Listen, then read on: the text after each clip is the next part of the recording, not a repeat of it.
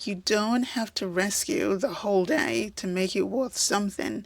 You just have to stop the slide. That's it. Forget cramming in more tasks or punishing yourself for the time wasted or the hours already gone. This reset I'm about to share with you is about stabilizing the damage and setting up tomorrow so that it starts clean. Step 1.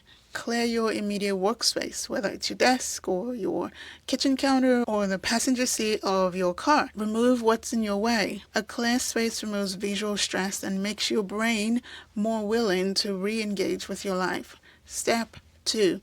Pick one thing and get it done. One, not three, not everything you've missed. Just the one thing that will make you feel like the day wasn't wasted if it was done.